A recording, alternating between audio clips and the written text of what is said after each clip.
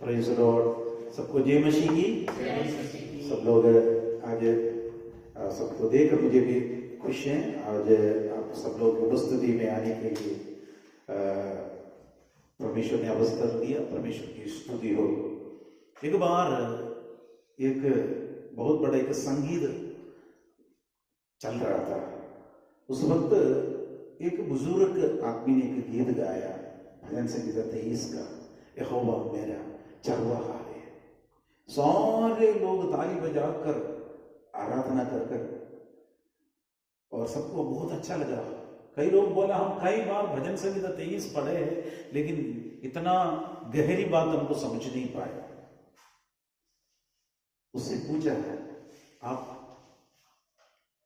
कारण क्या है? पवित्र आत्मा को उपस्थिति उनके बीच में आया है, उसका कारण क्या है? उसने कहा, सबको भजन संगीता 23 मालूम है, सबको भजन संगीता 23 मालूम है, लेकिन मुझे भजन संगीता का 23 के अंदर का चरवाहा मुझे मालूम है। चरवाहे को मैं मालूम हूं। हालेलुया। कितना लोग भजन संगीता के चरवाहे को जानता है?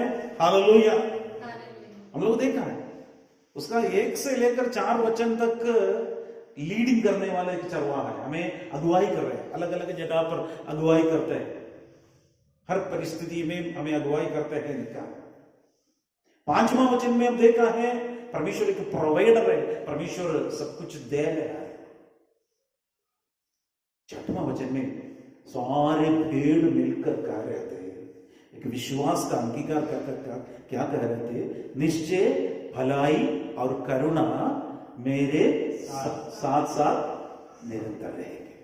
ये डिक्लेरेशन भेड़ों के मुंह से आया। बाकी सब चरवाहे का काम, लेकिन भेड़ ये कह रहे थे, निश्चय भलाई और करुणा मेरे साथ साथ बनी रहे। कितना लोग विश्वास करते हैं परमेश्वर हमारा करुणा और भलाई हमारे साथ साथ रहेगा? हालेलुया। परमेश्वर की कृपा एक व्यक्ति के ऊपर रहते तो, परमेश्वर की दया एक मनुष्य के ऊपर रहते तो फिर वो डरने की जरूरत नहीं है। परमेश्वर की महिमा हो। हालेलुया। आइए परमेश्वर के वचन से एक वचन पढ़ना चाहता हूं।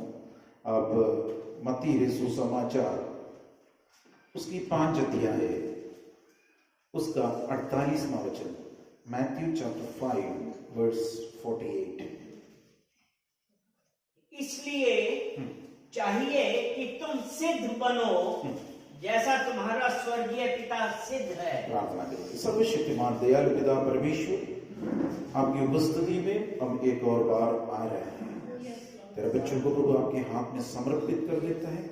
वचन की भेदों को हमारे लिए खोल कर दे दीजिए, ताकि हम परमेश्वर के वचन अच्छी रीत से समझ सके, हमारे लिए एक आशीष का कारण बन सके। हालेलुया। एक आत्मिक मन्ना से हमें तृप्त करिए परमेश्वर। इस वचन के खिलाफ में आने वाला सारे अंधकार का दुष्ट शक्तियों को यीशु के नाम से खंडन कर रहे हैं। इस कैंपस पूरा यीशु मसीह के लोगों के कंट्रोल में समर्पित कर रहे हैं, यीशु के नाम से। आमीन, आमीन, आमीन। मत्ती 5, 6, 7 ये 3 अध्याय माउंटेन प्रीचिंग यानी पहाड़ का उपदेश कर कर हम पढ़ते हैं। दुनिया का सबसे उत्तम टीचर, बेस्ट टीचर का बेस्ट टीचिंग है 5, 6, 7 अध्याय। 5 अध्याय का आखिरी वचन हम लोग पढ़ा है, इसलिए चाहिए कि तुम सिद्ध बनो जैसे तुम्हारा स्वर्गीय पिता सिद्ध है। यीशु मसीह मुझसे और आपसे यही प्रतीक्षा कर रहे हैं। हम क्या बनना है? सिद्ध बनना है, सिद्ध बनना। यीशु मसीह का इच्छा यही है, स्वर्गीय पिता का भी इच्छा यही है, हम सिद्ध बनना। सिद्ध बनने के लिए हम क्या करना है? प्रभु यीशु मसीह का लहू, उसका पुत्र यीशु मसीह का लहू हमें सब पापों से शुद्ध कर देता है। क्रूस पर प्रभु यीशु मसीह ने अपना बहुमूल्य लहू बहाया। उस लहू के कारण हम पवित्र हो गए। हम पवित्र होकर पैदा नहीं हुआ, लेकिन यीशु मसीह की कृपा के कारण उसने लहू, क्रूस पर लहू बहाने के कारण मेरे और आपका पाप का बोझ यीशु के ऊपर डाल सकता है। आज मनुष्य वर्ग पूरा बहुत बड़ा दबाव, बहुत भयंकर रीति से तनाव के अंदर है और भयंकर रीति से समस्या के बीच में है। उसमें से कौन मुझे छुड़ाएगा, कैसे मुझे छुटकारा होगा कर हम सोचते रह रहे।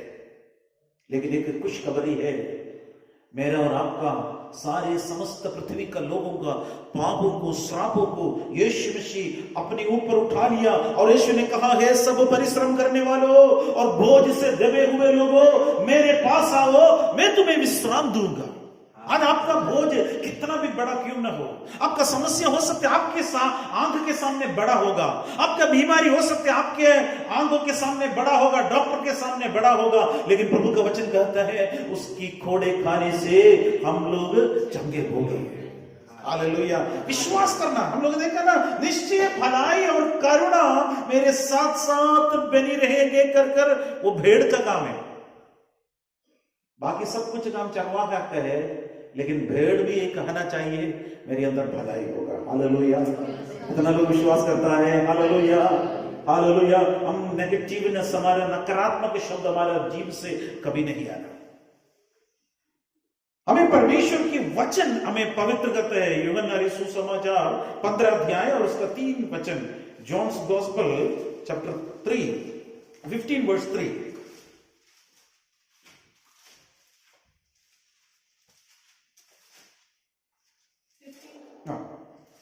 तुमने तो उस वचन के कारण जो मैंने तुमसे कहा है शुद्ध हो। हमें वचन के कारण हम शुद्ध हो सकते हैं। यीशु मसीह के लहू के कारण हम शुद्ध होता है। और परमेश्वर के वचन, जितना जितना परमेश्वर का वचन के पढ़िए, अध्ययन करिए, और आपका हृदय के अंदर परमेश्वर का वचन आकर बात करेगा। कारण क्या है? परमेश्वर और परमेश्वर का वचन एक है, कोई फर्क नहीं, क्योंकि आदि में वचन था, वचन परमेश्वर के साथ था, वचन परमेश्वर। जब आप परमेश्वर का वचन पढ़ रहे हैं, आपसे बात कर रहे हैं पवित्र आत्मा, यानी परमेश्वर बात कर रहे हैं। जगह जहां पर परमेश्वर का वचन पहुंच गया, वहां पर बहुत बड़ा छुटकारा पाया है, हम देख सकते हैं। जब फिलिप कर एक इवांजलिस्ट थे, शमरिया के नगर में जब गया, प्रेरितों का काम 8 अध्याय में वर्णन कर रहा था, वहां पर चमत्कार काम हुआ। 8 का 5 वचन में हम लोग को यह देखने मिलता है, प्रेरितों का काम 8 का 5 वचन। और फिलिपुस समरिया नगर में जाकर, फिलिपुस शमरिया नगर में जाकर लोगों में मसीह का प्रचार करने लगा। लोगों वो मसीह का वचन प्रचार करने लगा। जो बातें फिलिपुस ने कही, उन्हें लोगों ने सुनकर और जो चिन्ह वे दिखाता था, उन्हें देखकर एक चित्त होकर मन लगाया। 8वां वचन पढ़ेंगे। और उस नगर में बड़ा आनंद छा गया। उस नगर में बड़ा आनंद छा गया। जिस जगह पर परमेश्वर का वचन पहुंचता है, आनंद है। जिस व्यक्ति के हृदय के अंदर परमेश्वर का वचन पहुंचता है, आपका हृदय के अंदर शांति है। जिस व्यक्ति के अंदर, जिस घर के अंदर परमेश्वर का वचन पहुंचता है, वो घर आनंदित हो जाते हैं। जिस नगर में, शमरिया नगर में परमेश्वर का वचन पहुंच गया, उस नगर आनंदित हुआ, क्योंकि वचन परमेश्वर है। हालेलुया। इस वचन जब आपका हृदय के अंदर जब आते हैं, इस वचन आपका हृदय के अंदर आप रखते रहते हैं, बहुत बड़ी छुटकारा है। हम इस दुनिया में कुछ भी लाया नहीं है, कुछ भी लेकर जाएगा भी नहीं। अब देखा वो छोटा बच्चा पैदा होते होते मुट्ठी पकड़ कर रहता, कई महीने तक ऐसे ही मुट्ठी पकड़ कर ही रहते। मां के गर्भ के अंदर भी वो बच्चा मुट्ठी पकड़ कर ही रखते हैं। इसलिए ये सारे रेखा देख रहे, ये रेखा और हमारा भविष्य से कोई लेना देना नहीं है, हमें धोखा दे रहे, ऐसे पकड़ रहे, इसकी वजह से ये आ रहे थे। हमें परमेश्वर के हाथ में और आप है। हम कुछ भी लाया नहीं है, हम कुछ भी लेकर नहीं जाएगा। लेकिन हम एक चीज हम लेके जा सकते हैं, हमारे आत्मा परमेश्वर के राज्य के लिए लेके जा सकते हैं। Hallelujah, hallelujah. प्रेरित पौलुस जब थिस्सलुनीकिया में प्रचार करने के लिए गया था, प्रेरितों का काम 17 अध्याय में है, वर्णन किया है। 1 से लेकर 6 वचन तक पढ़ेंगे। वहां पर एक छोटा 3 हफ्ता प्रचार किया। 3 शब्द का दिन बोलते हैं, 3 शब्द का दिन प्रचार किया है। एक छोटा का कलीसिया है, लेकिन उस कलीसिया प्रभु के अनुग्रह में बढ़ गया। 17 अध्याय के 1 से लेकर पढ़िएगा। फिर वे अम्फिपुलिस और अपोलोनिया होकर थिस्सलुनीको में आए, जहां यहूदियों का एक आराधनालय था। पौलुस अपनी रीति के अनुसार उनके पास गया और 3 सप्त के दिन पवित्र शास्त्रों से उनके साथ वाद विवाद किया और उनका अर्थ खोल खोल कर समझाता था कि मसीह को दुख उठाना और मरे हुओं से जी उठना अवश्य था, और यही यीशु जिसकी मैं तुम्हें कथा सुनाता हूँ मसीही है। यहाँ पर 3 हफ्ता ही है प्रचार किया, ज्यादा समय तक लंबा चौड़ा समय नहीं मिला था। थिस्सलुनीकिया का कलीसिया के वहां पर प्रचार करने के लिए पौलुस 3 हफ्ता, जब वो पूरा मैप पर पढ़ेंगे तब हमको समझ में आ जाता है, क्योंकि ये सब यूरोप में है। परमेश्वर ने आसिया में पौलुस को मना किया था। सेकंड मिशनरी यात्रा में पौलुस गया, उस जगह पर जाकर प्रभु का सुसमाचार सुनाया। अलग अलग जगह पर आया, वहां पर बहुत विरोध आया। थिस्सलुनीकिया में आया, वहां का आलय में, वहां पर मंदिर में 3 शब्द का दिन, उस समय शब्द का दिन प्रचार होते थे। 3 शब्द का दिन सिर्फ प्रचार किया। लोग प्रभु यीशु मसीह को ग्रहण किया, लोग प्रभु यीशु मसीह को ग्रहण किया। उसी थिस्सलुनीकिया के बारे में पौलुस बहुत ज्यादा, उसके बारे में बहुत ज्यादा अप्रिशिएट करते हैं। वो कलीसिया बहुत अच्छी कलीसिया थी। थिस्सलुनीकिया का पहला पत्री, उसका पहला अध्याय में 4 वचन से लेकर जब उसका वर्णन कर रहा था। थिस्सलुनीकिया ऐसे एक जगह है, रोमन शास्त्र, रोमन जनता, रोमन राज्य साम्राज्य वहां पर काम कर रहे थे। थिस्सलुनीकिया का पहला एक नाम था, वो तर्मा करकर उसका नाम थे। तर्मा मतलब वहां पर एक सोता था, गर्म वाला पानी निकलते थे, इसलिए वो तर्मा को वहां पर एक जगह था। लेकिन अलेक्जेंडर यानी सिकंदर का एक जनरल थे, उसका जो वो जनरल जब थिस्सलुनीकिया में आया, उसका नाम था कसांडर। जिस कसांडर के बीवी यानी अलेक्जेंडर का बहन थी, उसका नाम था थिस्सलुनीकिया। उसके याद के लिए उस थिस्सलुनीकिया, जो तर्मा का नाम बदलकर थिस्सलुनीकिया नाम रख दिया। और वहां पर पौलुस जब गया, थिस्सलुनीकिया का कलीसिया एक बहुत बड़ी एक विश्वास करने में, विश्वास में आगे बढ़ने वाले एक कलीसिया थे। उस कलीसिया का विशेषता हम कुछ देख सकता है। पहला थिस्सलुनीकिया का पत्री, पहला अध्याय है और उसका 4 वचन हम पढ़ेंगे। उस कलीसिया का 5 गुण हम आपके बीच में रखना चाहता हूं। उस 5 गुण हम देखेंगे। 4 वचन। हे भाइयों, परमेश्वर के प्रिय लोगों, हम जानते हैं कि तुम चुने हुए हो। आमीन। परमेश्वर, यहां पर थिस्सलुनीकिया का एक विशेषता हम लोग इधर देख रहे हैं। इस थिस्सलुनीकिया का विशेषता इधर है, हे भाइयों, परमेश्वर के प्रिय लोगों, हम जानते हैं कि तुम चुने हुए हो। हालेलुया। कितना लोग विश्वास करता है हम चुने हुए हैं? हालेलुया। वो भाग्य है मेरे प्यारे। दुनिया में जो भी हम कमाए वो सब इधर छोड़कर जाना पड़ेगा, लेकिन मैंने पहले बोला है, हम परमेश्वर के राज्य के लिए हम एक दिन हमारे आत्मा लेकर जा सकता है। उसके अलावा हम क्या लेकर जा सकते हैं?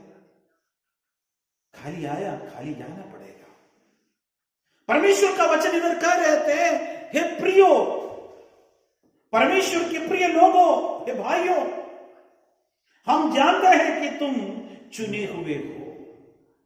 हमें परमेश्वर चुना है।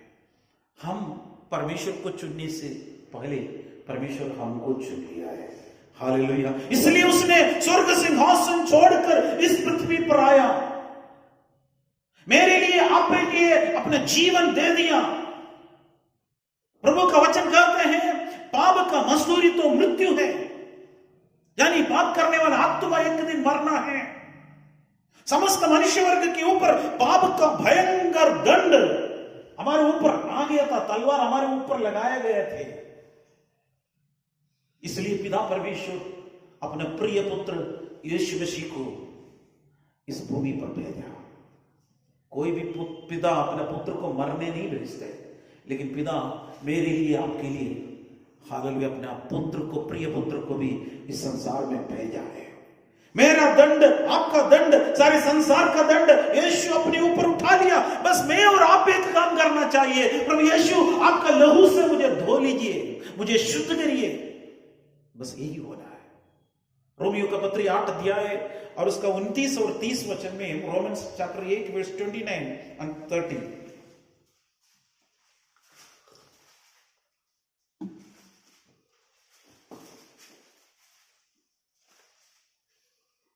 क्योंकि जिन्हें उसने पहले से जान लिया है, जिन्हें उसने पहले से जान लिया है, उन्हें पहले से ठहराया भी है कि उसके पुत्र के स्वरूप में हो, पुत्र के स्वरूप में हो, ताकि वे बहुत भाइयों में पहलौठा ठहरे। बहुत भाइयों में पहलौठा ठहरे। प्रभु का वचन इधर कह रहे थे, उसके पुत्र के स्वरूप में हो। मैं और आप एक दिन परमेश्वर के स्वरूप में होंगे। इसलिए यूहन्ना भी बोला, यूहन्ना का पहला पत्री में 3 अध्याय उसका 2 वचन में ये लिखा है, हम नहीं जानता है क्या होगा, लेकिन हम ये जानता है। 2 वचन में लिखा है, पहला यूहन्ना का पत्री 3 का 2 वचन, हे प्रियो, अब हम परमेश्वर की संतान है और अब तक ये प्रकट नहीं हुआ है कि हम क्या कुछ होगा। जितना जानता है कि वो, अब हम परमेश्वर की संतान हैं और अभी तक यह प्रकट नहीं हुआ कि हम क्या कुछ होंगे। इतना जानते हैं, इतना जानता है कि जब वह प्रकट होगा, जब वो प्रकट होगा तो हम उसके समान होंगे। हम उसके समान होंगे। हालेलुया। यीशु मसीह जब प्रकट होगा, हम उसके समान होंगे। परमेश्वर ने हमें बुलाया। रोमियो का पत्र 8 का 30 वचन में लिखा है, फिर जिन्हें उसने पहले से ठहराया, उन्हें बुलाया भी, और जिन्हें बुलाया उन्हें धर्मी भी ठहराया, और जिन्हें धर्मी ठहराया उन्हें महिमा भी दे दिया। परमेश्वर हमें बुलाया, पहले से ठहराया, ठहराने के बाद समय बुलाया, हम लोग इधर आ गया, और जिन्हें बुलाया उसको धर्मी ठहराया। धर्मी कैसे बनाया? उसका पुत्र यीशु मसीह के लहू से मैं धो लिया। हमारे ऊपर पाप का पूरा दंड का था, यीशु मसीह ने अपना लहू से पूरा धो लिया। आज भी हमारे अंदर यीशु मसीह का लहू के से अभी तक धोया नहीं है, तो आज एक सुवर्ण अवसर है, प्रभु आपका लहू से मुझे धो ले। इधर लिखा है, जिन्होंने धर्मी ठहराया है उसको क्या किया है? महिमा भी देगा। एक दिन परमेश्वर महिमा के सिंहासन पर आएगा। उस दिन मुझे और आपको परमेश्वर एक महिमा का मुकुट परमेश्वर जब देगा, वो प्राप्त करने के लिए हम लोग तैयार रहना। इसलिए इस संसार का क्लेश कष्ट हम सहन रहे, परमेश्वर की महिमा को। समय की कमी से हम लोग आगे हम देखेंगे। पहला पॉइंट हम लोग देखा था, ये कलीसिया एक चुने हुए कलीसिया था। थिस्सलुनीके के कलीसिया के चुने हुए थे। नंबर 2, इस कलीसिया की विशेषता उसी अध्याय का पहला थिस्सलुनीके पहला अध्याय इसका 4वां वचन पढ़ेंगे, 6 वचन। तुम बड़े और यद्यपि पहला 6 तुम बड़े क्लेश में पवित्र आत्मा के आनंद के साथ वचन को मानकर हमारी और प्रभु किसी चाल चलने लगे। आमीन। इधर दूसरा एक विशेषता इधर लेकर रहे, पहले उसको पता था मैं एक चुना हुआ व्यक्ति हूं, परमेश्वर ने आपको चुन लिया, मुझे चुन लिया, हम सबको चुन लिया। हम देखा इस जगत की आरंभ से पहले से परमेश्वर ने चुन लिया। और इस कलीसिया के एक दूसरा विशेषता हम देख रहे, तुम बड़े क्लेश में पवित्र आत्मा में आनंद के साथ वचन को मानकर हमारी और प्रभु किसी चाल चलने लगे। आमीन। बड़े क्लेश में भी आनंद के साथ सान लिया। कोई भी पसंद नहीं करते ना क्लेश, कोई भी परेशानी पसंद नहीं करते, मैं भी बिल्कुल पसंद नहीं करते, लेकिन आते हैं। बीमारी कोई नहीं पसंद करते, फिर भी अपने आप आ जा रहे। लेकिन इधर बोल रहे हैं बड़े क्लेश में भी वे लोग आनंदित थे, कारण था उनके अंदर वचन थे। हालेलुया। जब आपके अंदर जब बड़े क्लेश आ जाते हैं, परेशानी आ जाते हैं, उस समय हम आनंदित कैसे हो सकता है? क्योंकि हमको ये बात मालूम है परमेश्वर की मर्जी के बिना मेरे जीवन में कुछ भी नहीं होगा। Hallelujah, hallelujah. आपके जीवन में परमेश्वर आशीष देंगे मेरे प्यारों। बड़े क्लेश में भी आनंदित है, वो केवल परमेश्वर के ही अनुग्रह के बिना हम लोग आनंदित नहीं रह सकते। बाकी संसार के लोग हैं तो कुड़कुड़ाने लगेंगे, बुड़बुड़ाने लगेंगे, लेकिन प्रभु के एक बच्चे क्या करेंगे? ये सब कुछ मेरे लिए परमेश्वर भलाई को उत्पन्न कर रहा है। परमेश्वर से प्रेम करने वालों के लिए सब बातें मिलकर क्या करता है? भलाई को उत्पन्न कर देता है।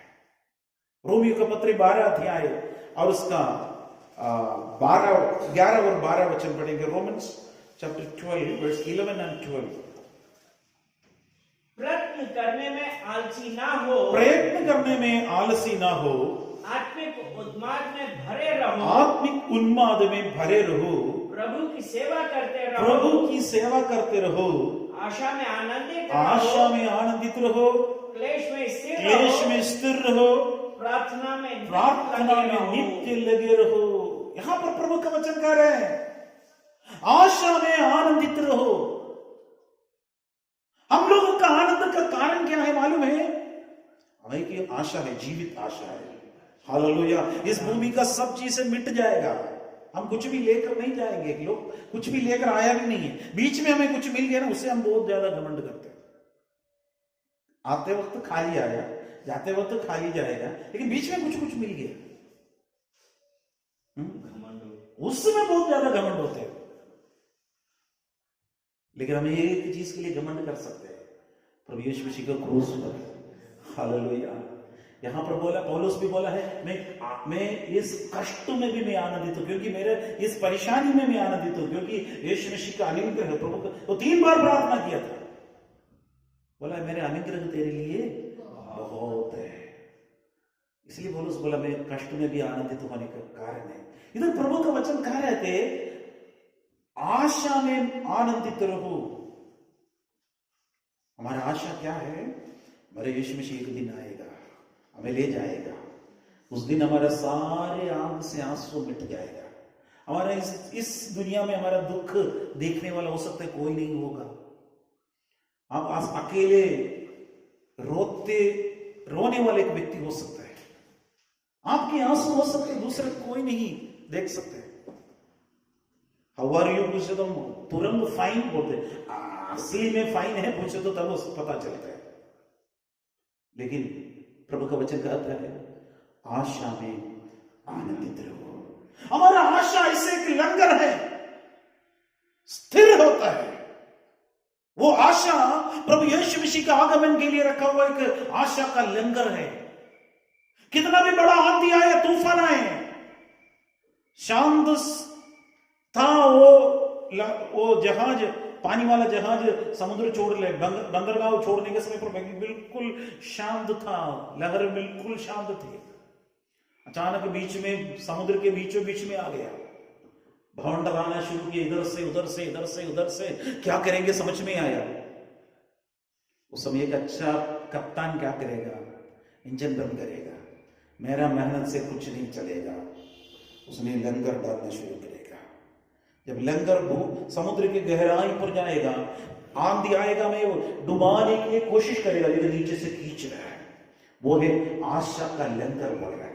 आशा में आनंदित रहो। हमें एक जीवित होप परमेश्वर ने दिया है।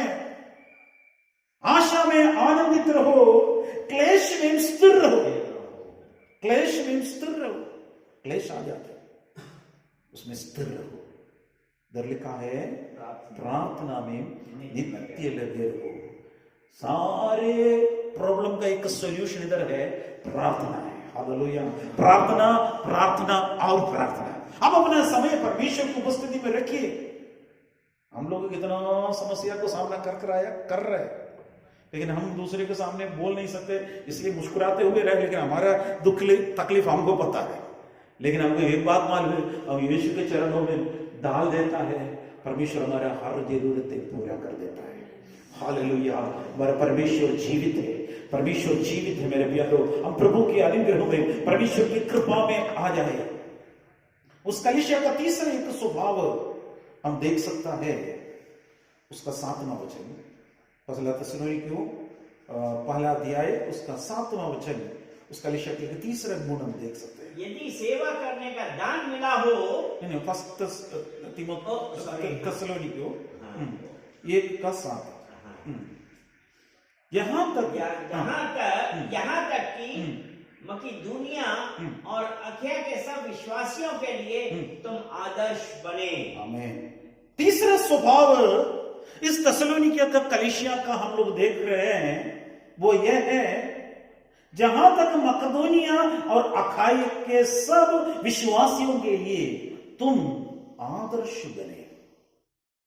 एक आदर्श जीवन इस थिस्सलुनीकियों के कलीसिया के पास था। हम परमेश्वर की उपस्थिति में, प्रभु भी ये चाहते, मैं और आप एक आदर्श बने, एक मॉडल बने, एक रोल मॉडल बने, एक्सेम्पलरी लाइफ।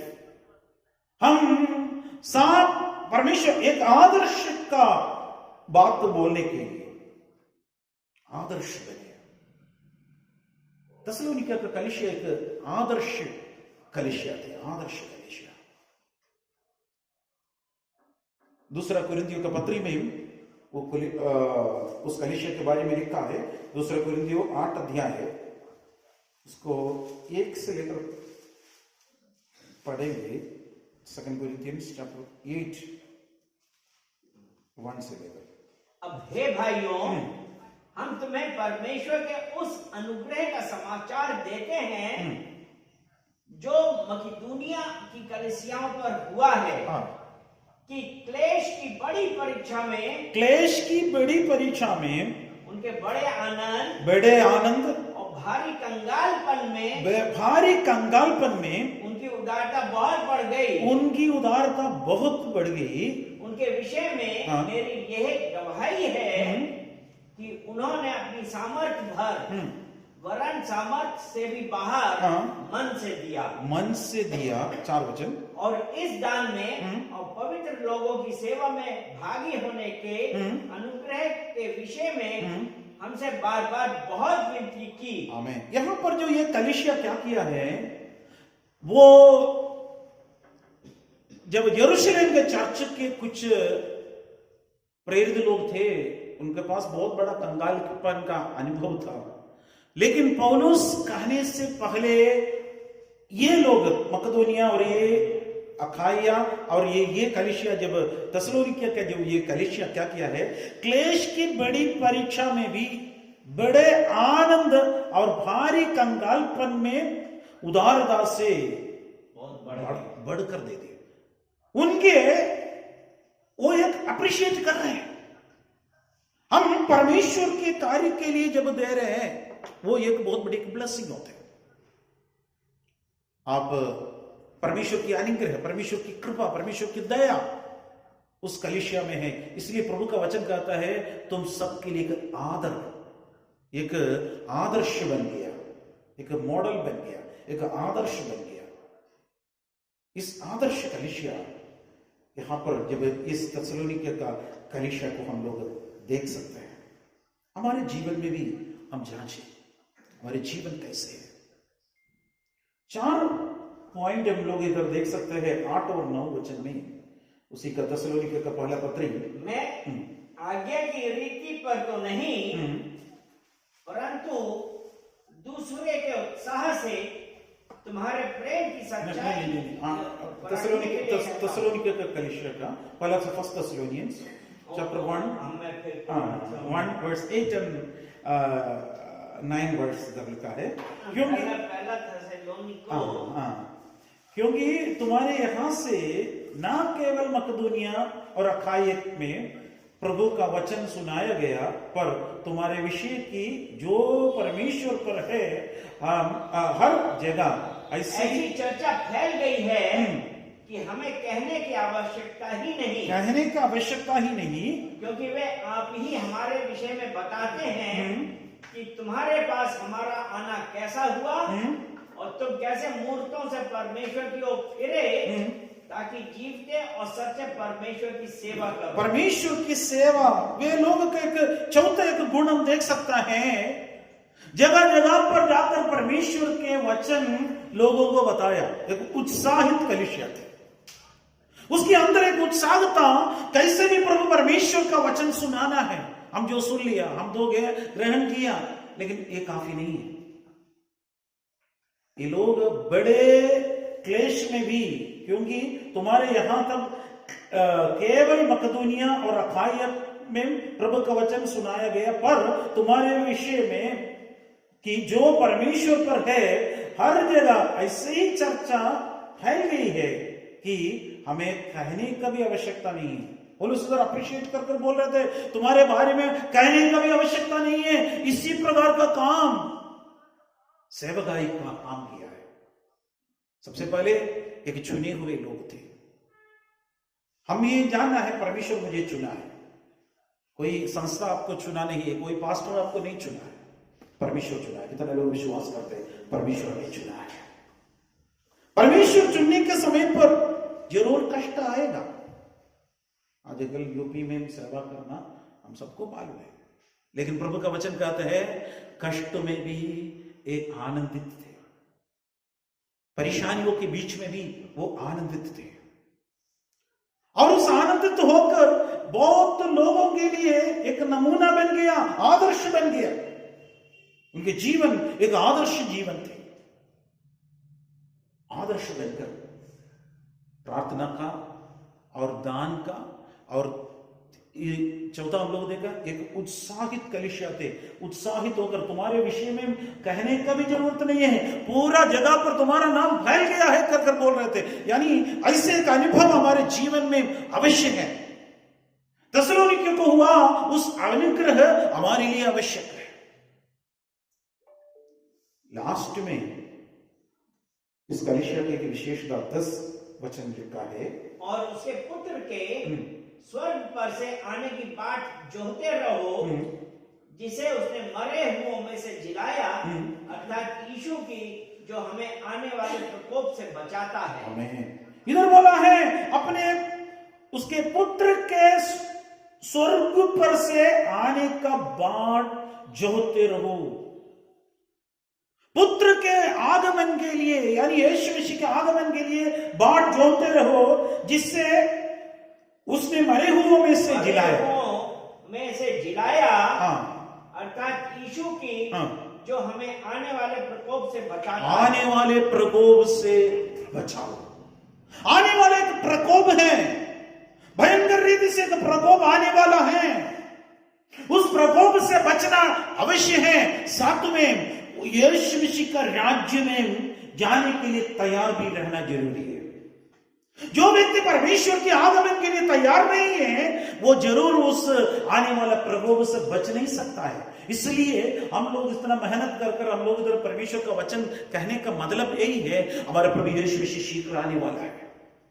थिस्सलुनीकियों का कलीसिया पौलुस को पत्र लिखा है, चिट्ठी लिखा है, उसका उत्तर है ये फर्स्ट थिस्सलुनियंस में मिल रहे थे। मैं उस कलीसिया को बहुत धन्यवाद देता। अगर वो उस समय चिट्ठी नहीं लिखते तो हमें कई चीजें पता नहीं चलते थे। वे लोग 3 हफ्ता, मैंने बोला 3 शब्द का दिन, उस पौलुस का प्रचार सुनने वाले का कलीसिया और जब आकर परमेश्वर का वचन बोला, यीशु मसीह के आगमन के बारे में भी बोला, ये लोग इंतजार किया।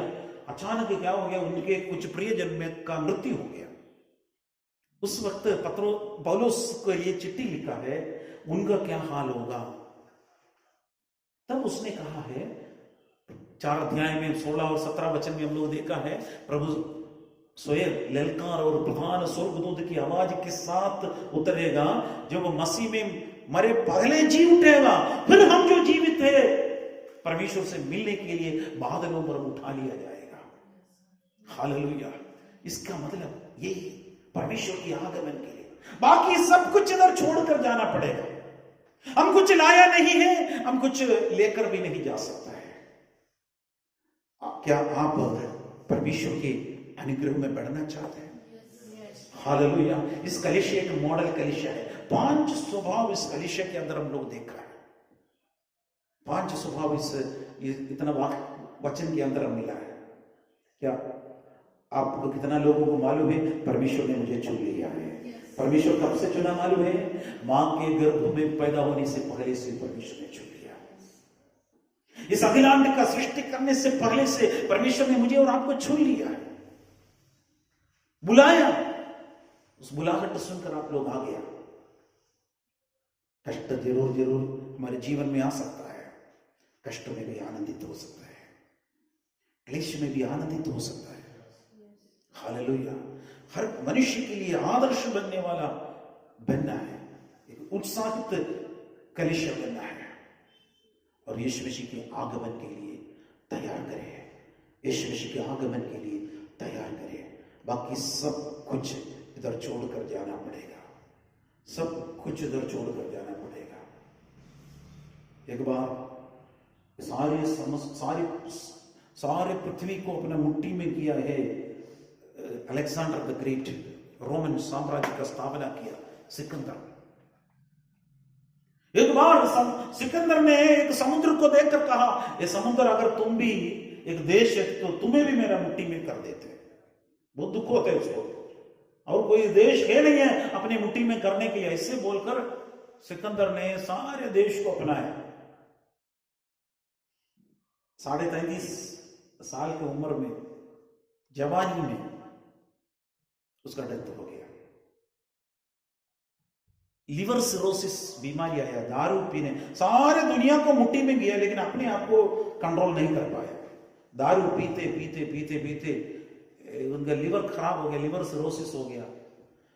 कितना भी यूनानी मेडिसिन वहां का था सब इस्तेमाल किया। डॉक्टर लोगों का बहुत बड़ा झुंड आया उसके इलाज के लिए, लेकिन ट्रीटमेंट लगाकर कोई बचा नहीं पाया। आखिरी में जब अलेक्जेंडर को पता चला अपना खत्म होने वाला है, उसका 4 सेनापति थे, उसमें से एक को बुलाया, लिसिमाकस उसका नाम था, उसको बुलाया, लिसिमाकस मैं मरने से पहले तुम 3 काम करना है, बोलिए क्या करना है। सबसे पहले मेरा डेड बॉडी उठाने वाला डॉक्टर लोग होना है, केवल डॉक्टर लोग ही मेरा लाश उठाएंगे। दूसरा, मैंने कितना करोड़ों रुपया धन दौलत कमाया सब सड़क पर गिराना। तीसरा बोला उस कॉफिन बॉक्स के उस पट्टी के अंदर 2 सुराग डालना, मेरा दोनों हाथ बाहर कर देना, लोग ये कहना है सिकंदर खाली आया खाली जा रहा है। लिसिमाकस ने पूछा इसका मतलब क्या है? उसने कहा डॉक्टर क्यों उठाना है और कोई अपने रिश्तेदार में से क्यों अपना लाश क्यों नहीं उठाना? उसने बोला मैं ये सारे संसार के लोगों को ये सिखाना चाहता हूं, डॉक्टर एक व्यक्ति का मृत्यु को बचा नहीं सकता है। इतना डॉक्टर मेरा इलाज करने के बावजूद भी मैं मर गया, लोग देखना है। फिर पैसा आप क्यों सड़क पर डालने के लिए बोला? उसने कहा लोग सोचते हैं पैसा है तो सब कुछ है, लेकिन पैसा है लेकिन मुझे मेरा बचा नहीं सका। और हाथ क्यों बाहर करना बोला है? खाली आया, अभी मैं खाली जा रहा हूं। कितना दुखद अंध है उस व्यक्ति को। लेकिन एक मसीह जीवन में एक व्यक्ति खाली जरूर आया है, लेकिन हम खाली नहीं जा रहे, क्योंकि हमारे लिए परमेश्वर एक अनंत जीवन दिया है। परमेश्वर हमारे लिए एक बहुत बड़ी एक आशीष के जीवन दिया है मेरे प्यारों। हम एक परमेश्वर के पास जाकर हम एक बहुत बड़ा नित्यता यानी अनंतता में, नित्य जीवन में, अनंत जीवन में प्रवेश करेंगे। वहां पर ना रोना, ना दुख, ना वेदना, ना कष्ट, ना आंसू। उस जगह पर हम बाढ़ जो होना अवश्य है। इस संसार का सब कुछ इधर मिट जाएगा। हम कुछ भी लेकर आया नहीं, हम कुछ लेकर जाएगा भी नहीं है। हालेलुया। लेकिन परमेश्वर में आगे बढ़िए। हालेलुया। तस्सलुनीके के कलीसिया जैसे हमारे जीवन में भी एक आदर्श बनने पाए। प्रभु मुझे भी एक आदर्श बनना चाहता हूं। कितना लोग विश्वास करते हैं? आइए हमारे आंखें बंद करेंगे, प्रार्थना करेंगे, परमेश्वर की ओर देखेंगे। हालेलुया। अपने आप को प्रभु के चरणों में समर्पित करेंगे। हालेलुया। 5 गुण हम उस तस्सलुनीके के कलीसिया के अंदर देखा है। ये 5 गुण मेरे और आपके अंदर होना अवश्य है। हालेलुया। हम हालेलुया इस संसार की चीजों के ऊपर भरोसा करते तो एक दिन इधर छोड़कर जाना पड़ेगा, लेकिन प्रभु परमेश्वर के लिए हालेलुया हम बाढ़ जो होते तो मेरे प्यारों हमारा परिश्रम कभी भी व्यर्थ नहीं होते हैं, व्यर्थ नहीं होते हैं।